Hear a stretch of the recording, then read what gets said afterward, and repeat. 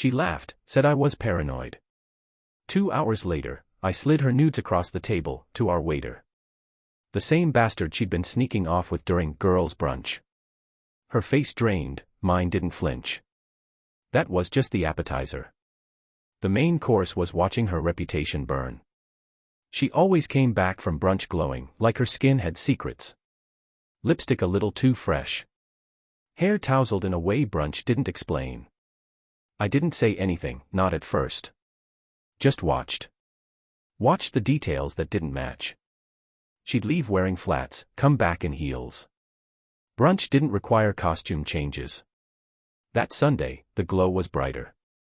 Her smile hung too long. And when she leaned in to kiss my cheek, I smelled it, cologne. Not mine. Not hers. Something cheap, musky, trying too hard. My stomach turned before my brain caught up. She pulled away too fast, tossed her bag on the couch, and chirped something about mimosas. I nodded, watching her wrists. No bracelets today. No 10 lines either. But last week, she wore bangles that clinked like gilt. I waited until she was in the shower. Her phone was always locked, but I wasn't looking for messages. I was looking for patterns. Recents. Apps opened. Photos taken. AirDrop history. She was smart, not smart enough. Her brunch spot. A French bistro downtown. I knew the place. She had tagged it 3 times. The waiter. Young. Tattooed. One of those flirty smiles you're supposed to ignore. But her smile back wasn't the kind you give to strangers. It had history. When she came out of the shower, she hummed. That song again, the one from our wedding. Except she only ever hummed it when she was hiding something. Like she needed to remind herself she had a role to play. I asked how brunch went. Good, she said, towel wrapping her hair. Sandra got a little drunk. Typical. Sandra? I asked. Yeah, babe. You know Sandra. I knew of her. Never met her. Never even seen a photo. Somehow, Sandra was always the drunk scapegoat. Always the chaos cover. I nodded like I bought it. But something about the way she said, babe, stuck. It landed too late in the sentence. Like she was stitching it on for effect. That night, I couldn't sleep. I replayed everything, the cologne, the swapped shoes, the fake friend. She was careful, but not consistent. I started scrolling through old photos. Our anniversary last month, she was checked out. Eyes vacant. Holding my hand like it was obligation. Then I found the one that snapped everything into focus. A selfie she posted from that brunch spot 2 weeks ago. Same earrings. Same top. But the wine glass in front of her, 2 lipstick stains. One hers. One smudged, slightly lower. Like someone had leaned in for a sip. The caption. Just us girls. The truth? One of those girls had stubble. I didn't say anything. Just saved the photo. Duplicated it. Created a private folder. Then I checked the restaurant's reviews. Found a tagged image, her again. But this time, someone else had posted it. A group shot. Wait staff in the background. Her snake smile pointed directly at him. The waiter. Hand on his arm. Not a joke, not a pose. It was familiar. She came into the room holding popcorn. Movie night, she asked, curling up beside me. I clicked play without a word. Some rom-com I didn't watch. I watched her. Her reactions. Her hand inching toward mine like muscle memory. I let it rest there. Let her believe the mask was still on. Because when you're setting a trap, you don't show your teeth. You show patience. And I had plenty. 3 days later, I made a reservation at the same bistro. Called it a date night. Her eyes flickered, barely, but I caught it. That fraction of a second where the lie brushed the surface. Then she smiled, too wide, too fast. Finally, she said, wrapping her arms around my neck. You've been so distant lately. I kissed her forehead. Not because I loved her. Because I needed her calm. A rattled snake coils.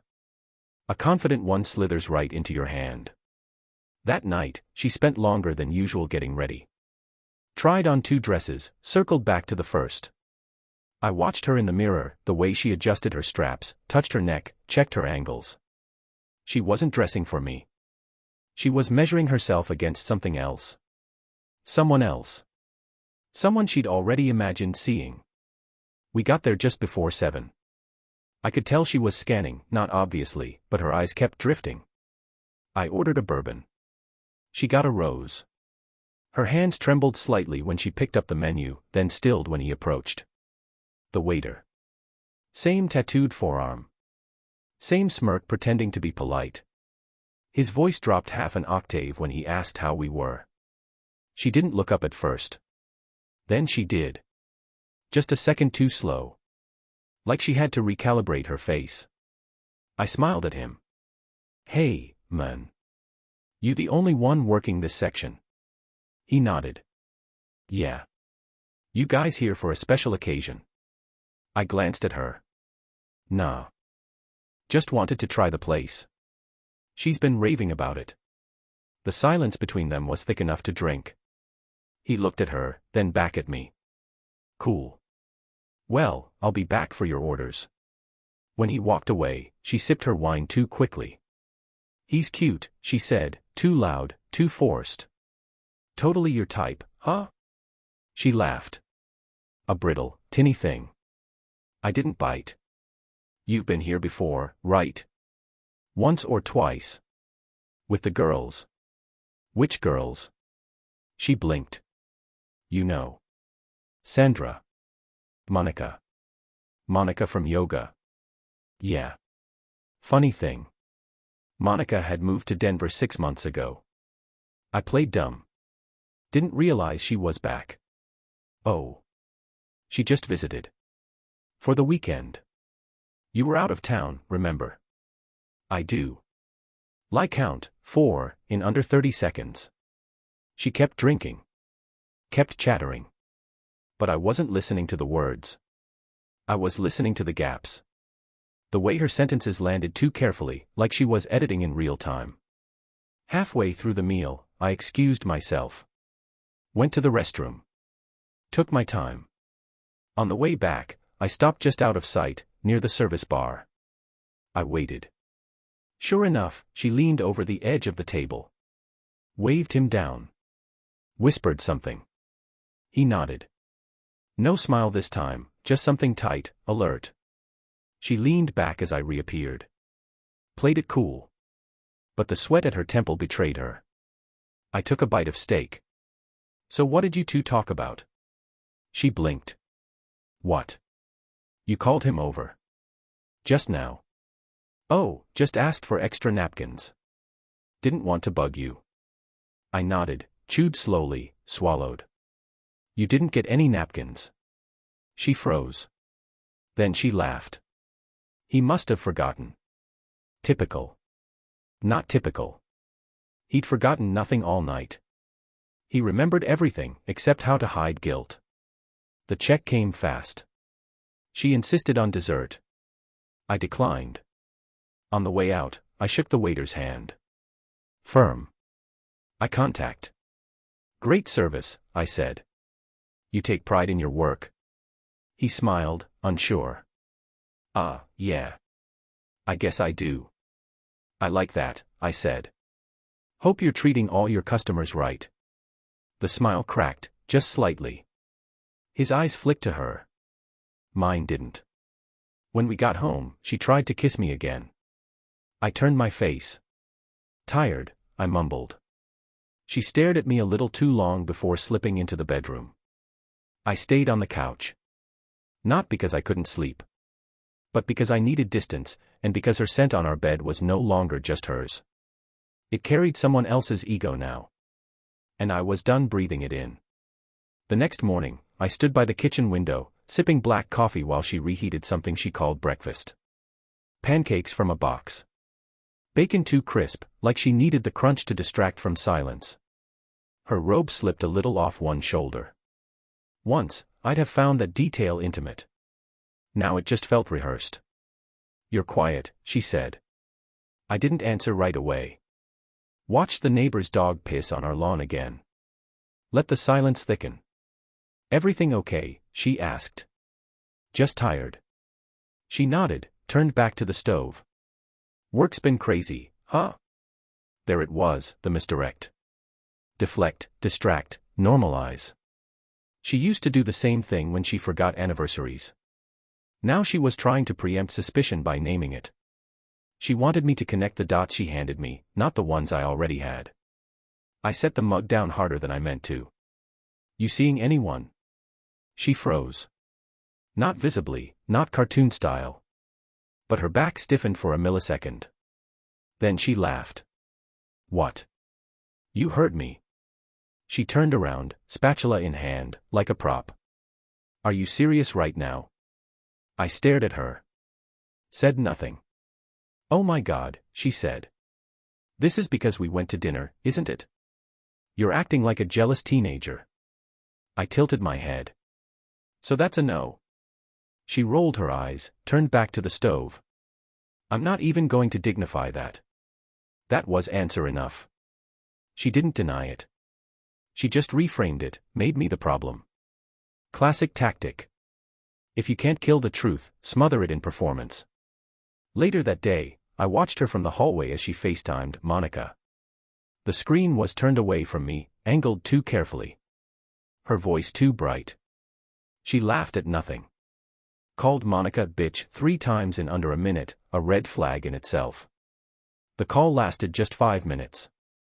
Then she locked her phone, slipped it into her back pocket, and smiled like nothing happened. I asked, casually, "How's Denver?" She blinked. "You mean the snowstorm?" "No. I mean Monica."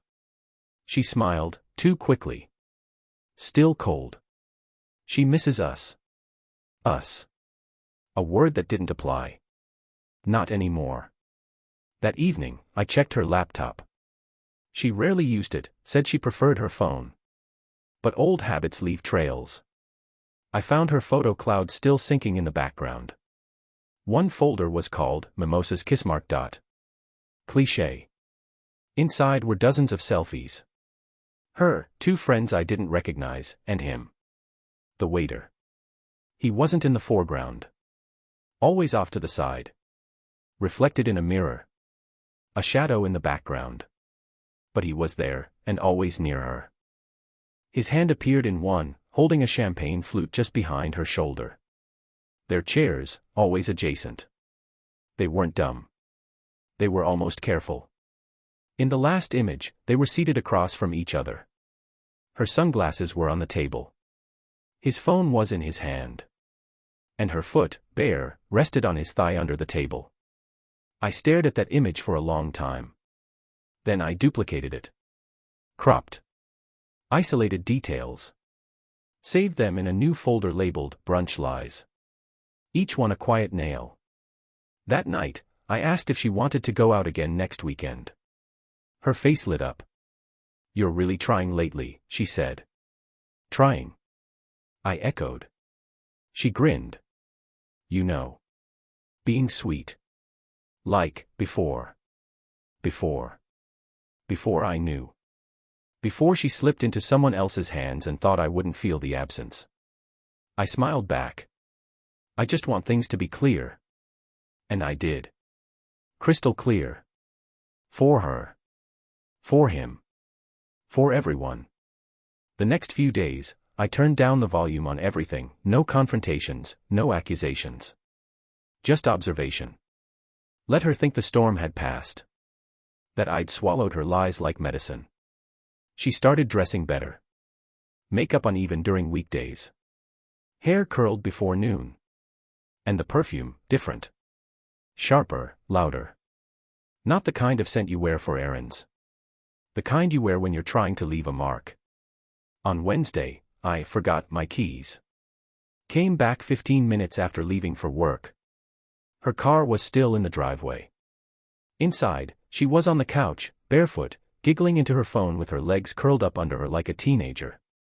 I stepped in quietly. Heard her say, "No, he's gone, yeah, I have time." The silence that followed was heavy, listening silence. Someone else was talking on the other end. She nodded, then said, "You're bad." "Stop." I said stop. Her voice had a fake scold in it, the kind she never used with me. I stepped into view. She jumped, almost dropped the phone, then laughed too quickly. "You scared me." "Forgot my keys." She nodded. "You're early." I watched her screen light go dark. Call ended. Her hands moved too fast, phone shoved into the couch cushions. "Who was that?" I asked, calm. "Oh, Sandra. Just talking about her birthday." I didn't reply. Just grabbed my keys, held her eyes a beat too long, then left again. That night, I booked a 1-hour session with a private investigator. Clean, discreet, recommended by a coworker who went through his own war. The guy didn't ask questions. Just names, places, and time frames. "Your gut's probably right," he said. "They always are." On Thursday, I joined her at the gym by surprise. Said I wanted to get in shape again, spend more time together. Her smile twitched, but she covered it. We worked out in silence, side by side. She kept glancing at the door. At one point, her phone buzzed on the bench. I caught the preview. Still on for sat. Wine glass. No name. Just a number. She saw me looking. "Sandra again," she said, "too fast." I nodded. "You two are close." She smirked. "Yeah. Closer than you and your work wife." I let that jab hang in the air. Classic deflection, pull the spotlight off herself. Redirect. Equalize. I said nothing. Just towel-dried my neck and walked away. That night, I opened the old box in the garage, our wedding keepsakes. Not because I missed her. Because I needed contrast. Proof of what we were before the rot. The photos were painful. Not because of her smile, but because I knew now that it meant nothing. Just another face she wore for whatever season we were in. The invitation, the vows, the napkins with our initials. All theater. And she played her part until the curtain slipped. Friday afternoon, I got an email from the PI. 2 attachments.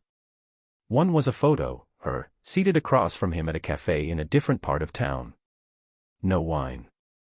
Just iced coffee. Midday. Hidden in plain sight. The second. A short clip. 10 seconds. She leaned in. Whispered something. He smiled. She touched his wrist. He didn't flinch. They weren't flirting. They were comfortable. That was worse. This wasn't some random affair. This was routine. Rehearsed. Scheduled between workouts and errands. And I wasn't watching the start of something, I was watching a rhythm that had been going on long enough to seem normal to them. I forwarded the files to myself, added them to the folder. Then I did something I hadn't done in weeks. I walked into our bedroom while she was brushing her hair. "I'm taking you to brunch this Sunday," I said. She blinked. "Seriously?" "Yeah." "Your favorite spot?" Her hesitation was microscopic. "Which one?" "The bistro. Where Sandra loves the mimosas." I watched her throat bob in a quiet swallow. Then she smiled. "Sure. That sounds perfect." I kissed her forehead. "Perfect," I echoed. She had no idea. Sunday came wrapped in spring sunlight, the kind of day people describe as perfect. Birds, breeze, fresh air. But for me, it smelled like theater lights warming up before the act. She dressed slow, casual, like she wasn't heading into the crosshairs. Light makeup. Loose blouse. Minimal jewelry. "I like you like this," I said. She smiled. "Natural." "No. Unarmed." She laughed, too loud, then kissed me and turned away before my words could settle. We drove in silence. She played a podcast, some true crime thing about emotional manipulation. I let it run. Let her pretend it didn't echo. Her hand reached for mine once. I let her take it. Let her feel safe. At the bistro, I requested a specific table.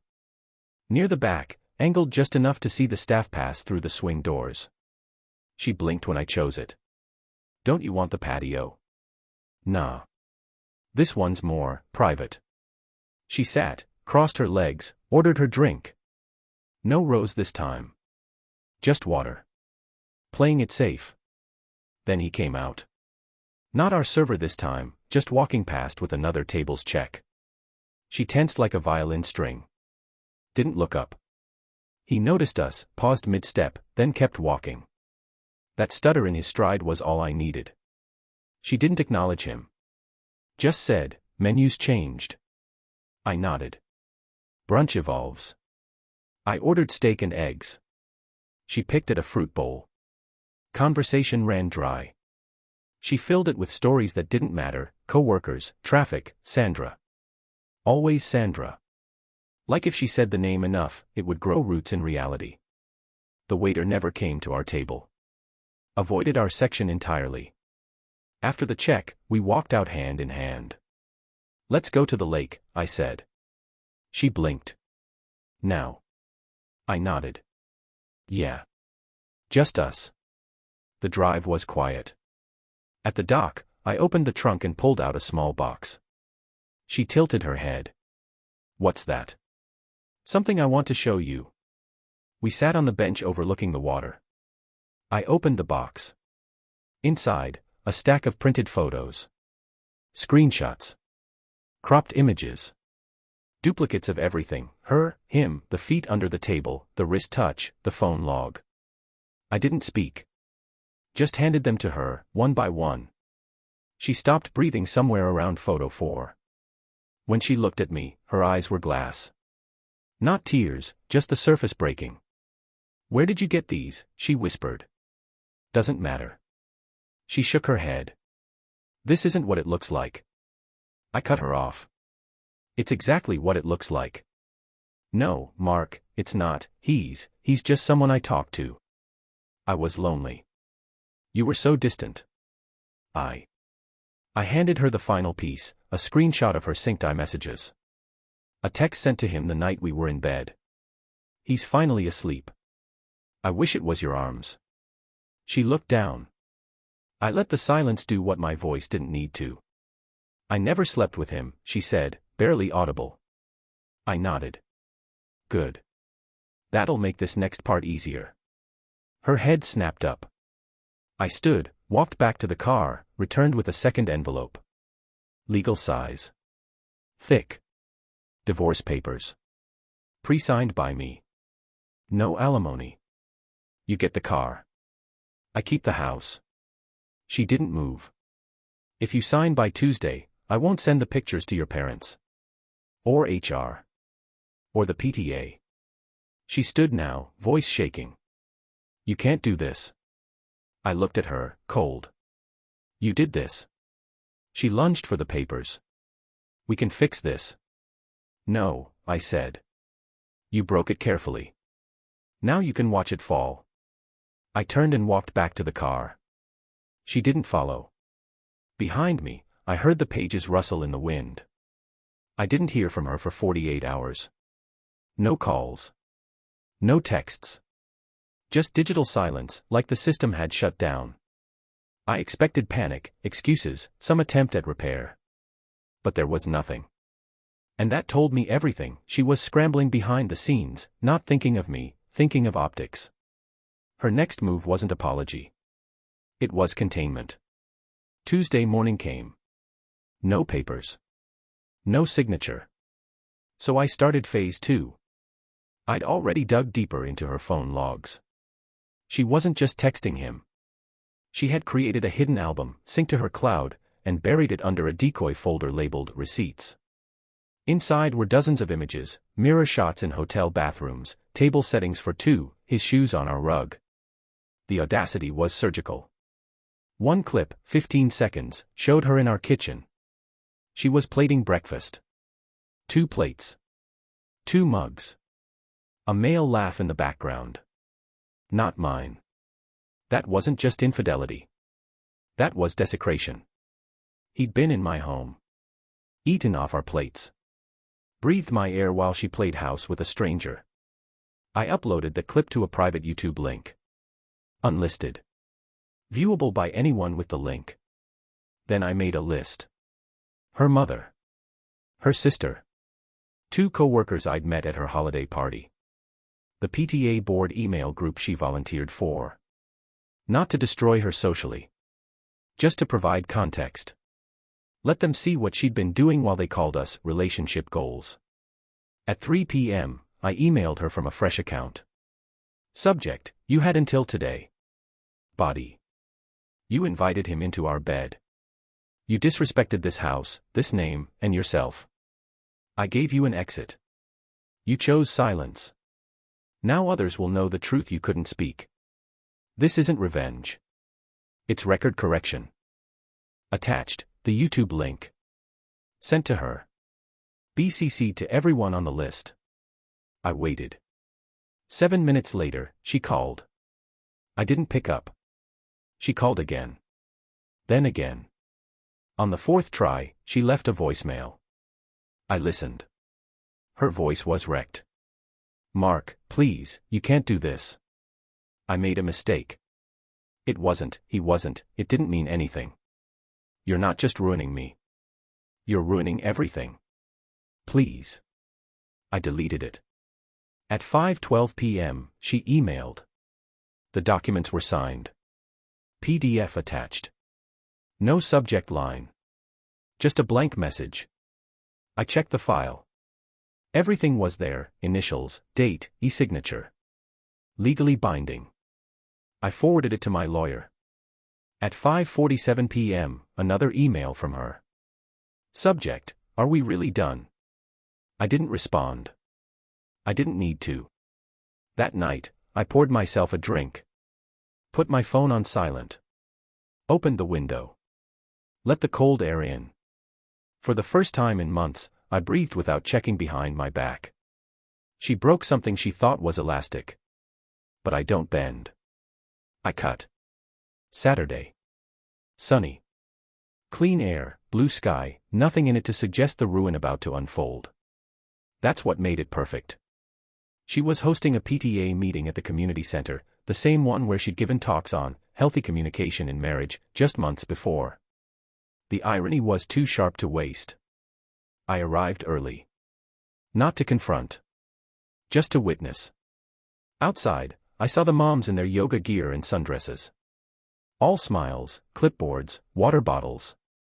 She was already inside, according to the schedule. I waited until 11:05, then cued the upload.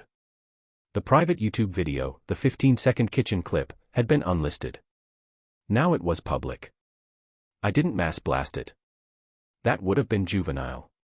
Instead, I texted the link directly to 2 people I knew would talk, PTA Vice President Linda, and her friend Karen, the ones who worshipped gossip disguised as concern.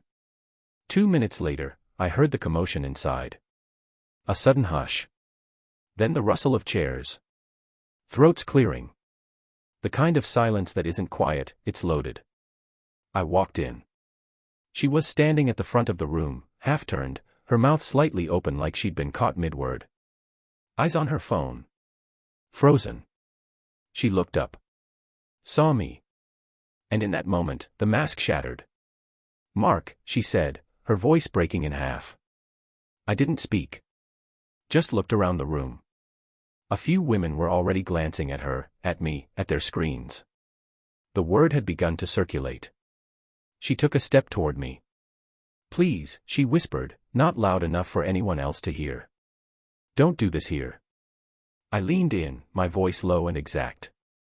This is where you did it. This is where you smiled while lying through your teeth.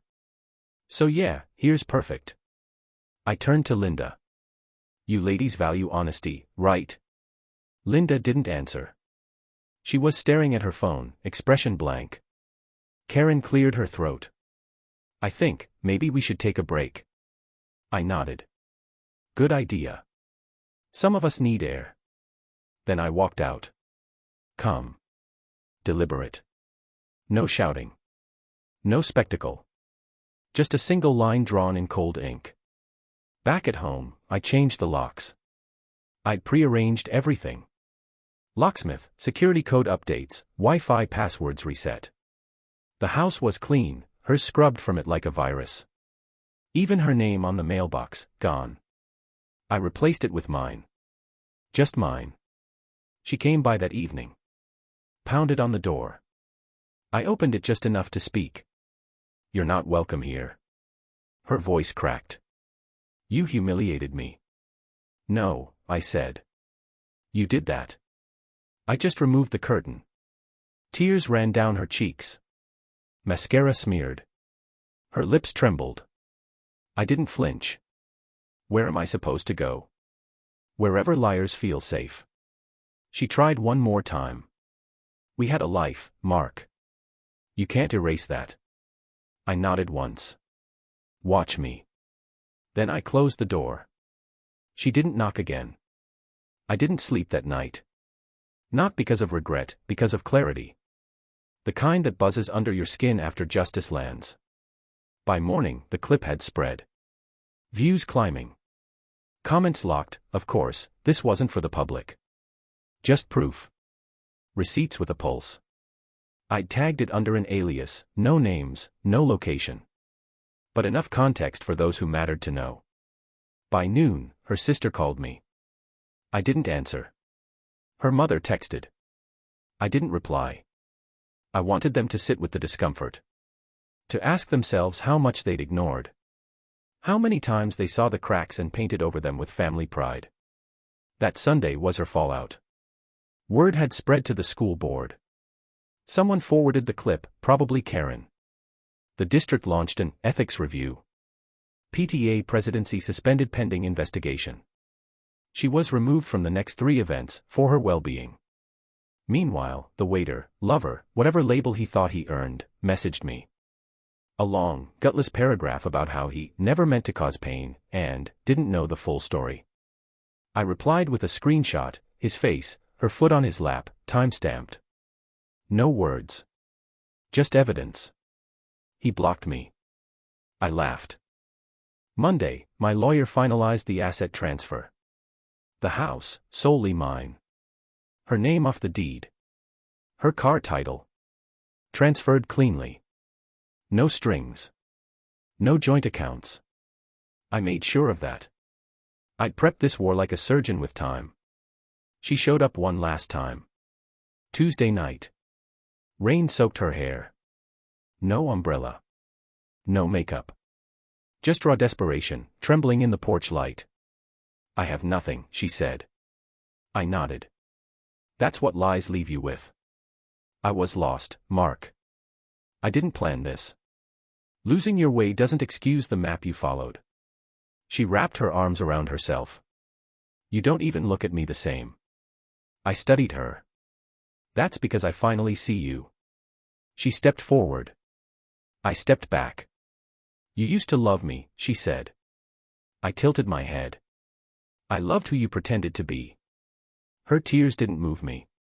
Her shivering didn't soften me. This was our life, she whispered. No, I said.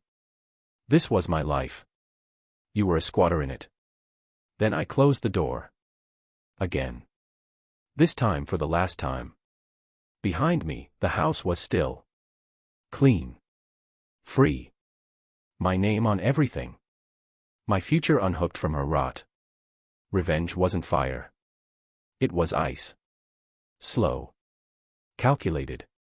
And it had landed.